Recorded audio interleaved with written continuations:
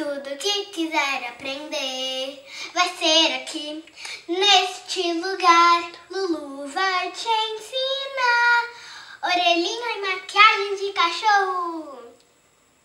Oi, gente, hoje estou aqui para ensinar a fazer cachorro, a orelha de cachorro e a maquiagem. Você vai precisar de um lápis preto e um short justinho que você costuma usar. Vai ficar bem legal. Então, vocês viram que eu prendi meu cabelo? Vocês vão ver por quê. Então, pega um lápis preto e daí primeiro faz um triângulo no seu nariz.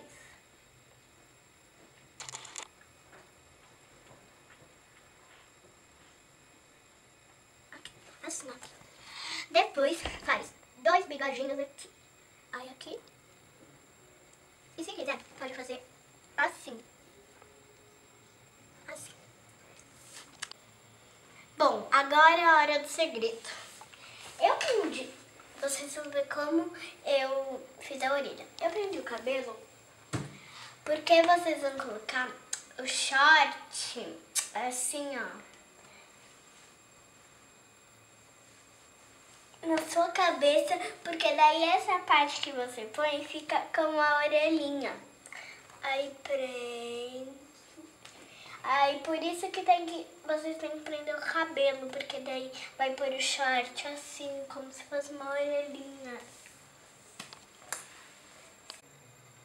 E aí, gostaram? Então comente aqui. Apanhar a bola lá e estender a batata. Sempre em equilíbrio, sempre em exercício. Tchau, gente. Beijo.